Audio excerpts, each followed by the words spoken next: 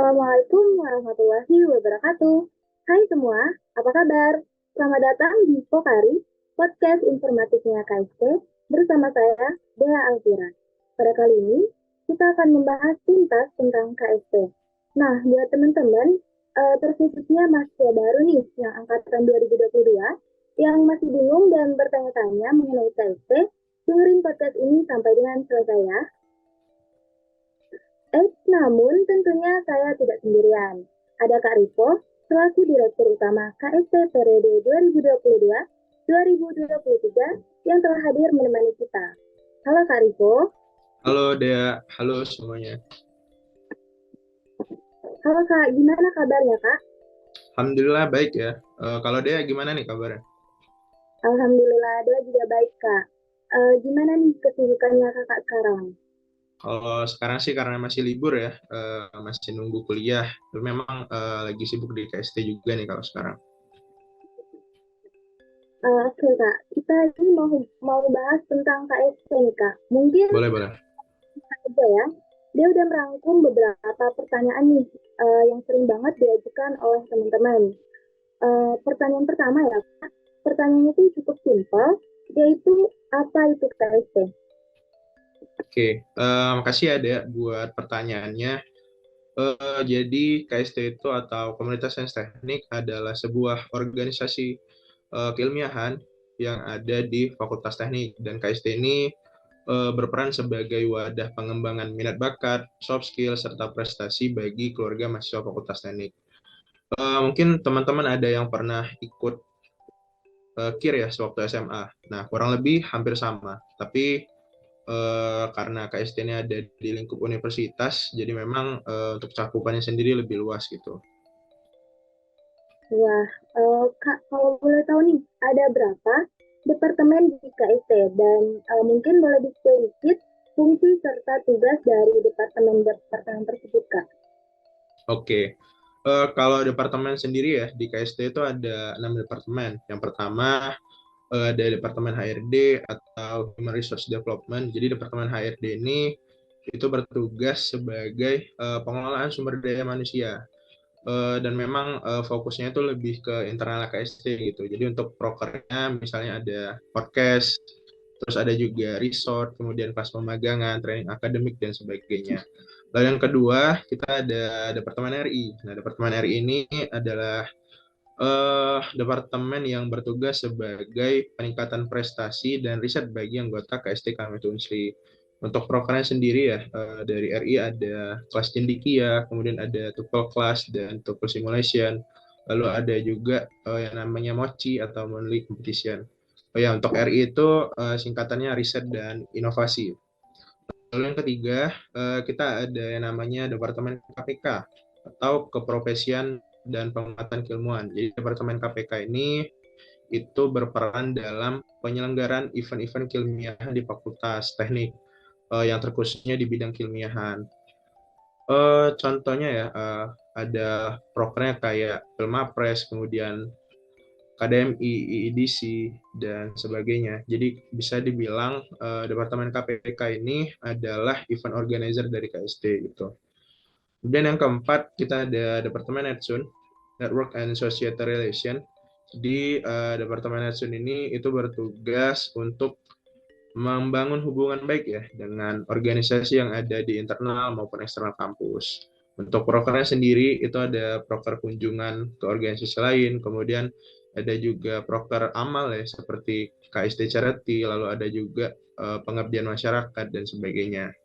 Kemudian selanjutnya ada juga Departemen Medinfo. Nah, Departemen Medinfo ini adalah tim media dari KST ya. Jadi seluruh desain dan juga media yang ada di KST itu dipegang sama Departemen Medinfo.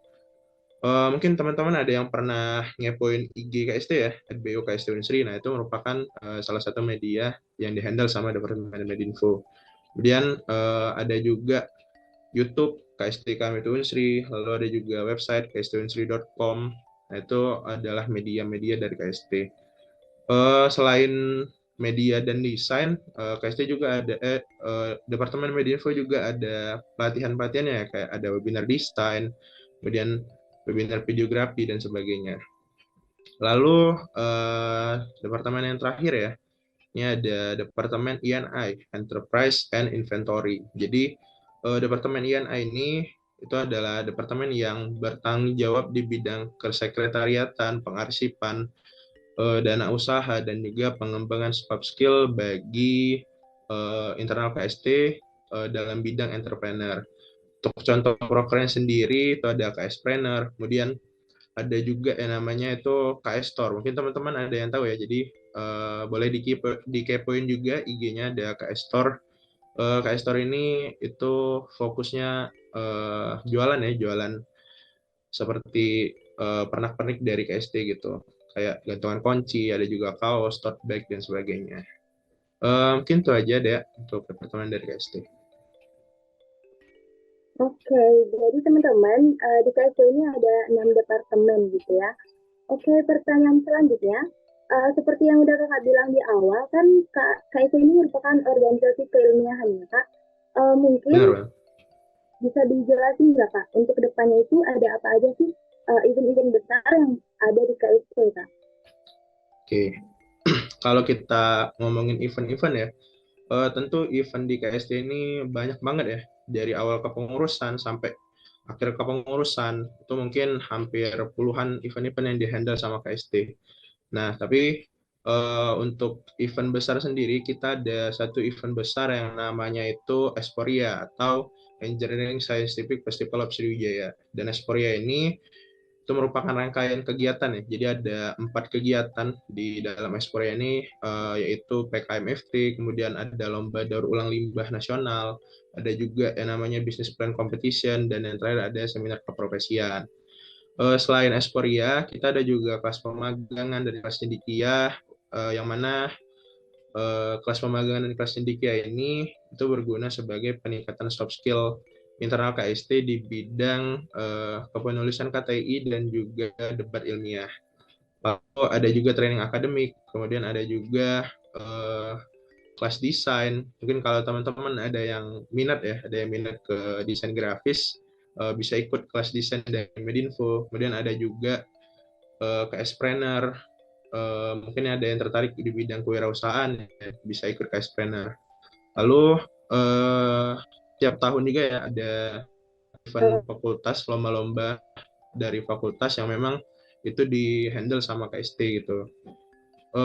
Seperti KDMI, kemudian Filmapres dan LKTI, lalu ada IEDC, ada juga PKM, dan memang itu diberikan tanggung jawabnya ke KST sebagai penyelenggaranya gitu.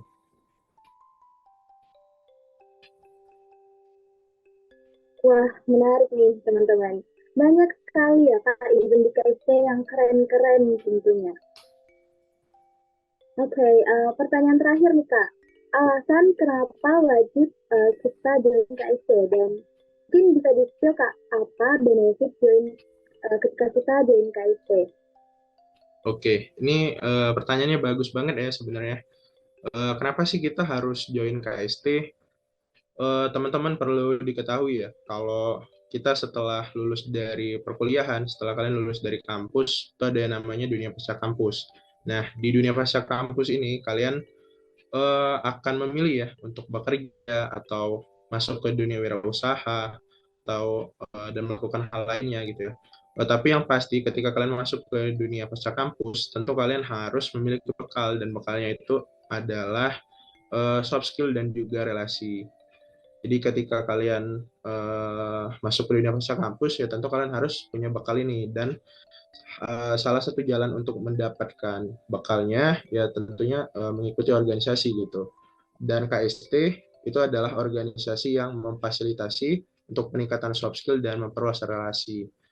Jadi ketika masuk ke KST ya teman-teman kan ada pelatihan-pelatihan gitu, ada kelas pemagangan, kelas cendikia, kemudian training akademik yang bisa melatih soft skill kalian di bidang speaking, kemudian ada juga penulisan KTI dan sebagainya. Lalu ketika kalian ikut kepanitiaan-kepanitiaan yang ada di KST secara tidak langsung, kalian nantinya akan terasa ya soft skill-nya, misalnya di bidang team working, kemudian problem solving, time management, dan sebagainya. Dan juga teman-teman ketika kalian bergabung ke KST, kalian tentunya akan ketemu sama teman-teman dari jurusan lain gitu yang ada di Fakultas Teknik. Jadi secara tidak langsung ya kalian akan memperluas relasi kalian. Mungkin Kak sedikit nambahin ya. Jadi untuk tahun ini itu ada open recruitment KST dan sudah dibuka dari tanggal 27 kemarin ya kalau nggak salah. Dan open recruitment ini udah perpanjangan juga sampai tanggal 7 nanti. Nah, jadi harapannya teman-teman bisa daftar untuk gabung ke KST karena sayang banget ya kalau misalnya teman-teman melewatkan kesempatan untuk berkembang dan juga menjadi bagian dari KST gitu. Mungkin itu ya, Dea. Ya, betul banget, Kak. Keren banget ya, teman-teman. Banyak sekali event-event besar di KSC ini. Banyak banget benefit yang akan kita dapatkan ketika kita join KSC. Mulai dari ilmu baru, melalui pelatihan-pelatihan, dan juga kelas-kelas.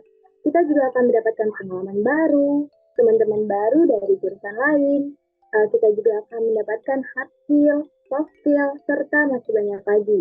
Di KSC ini, kita juga akan belajar cara kerja sama tim, belajar cara mengurus suatu acara, dan masih banyak lagi. So, buat teman-teman, jangan ragu lagi untuk join KST. Buruan daftar KST, karena pendaftaran masih kita buka sampai tanggal 7 Januari. Untuk info lebih lanjut tentang pendaftaran KST, kalian bisa pantengin terus di Instagram kita di @bokstunpri. Dan jangan lupa posting tweet kalian dengan foto dan caption semenarik mungkin. Karena bakalan ada hadiahnya ya, Kak. Benar, nanti akan ada hadiahnya juga. Nah, so stay tune terus di DKIC. Jadi, jangan ragu-ragu lagi nih untuk jadi bagian dari keluarga Cendekia KST KMFT Untri tahun 2023. Sampai sini dulu bincang-bincang tentang KST kita di Pokari ini. Saya Dea Alfira pamit undur diri. Sampai jumpa di KST. Wassalamualaikum warahmatullahi wabarakatuh.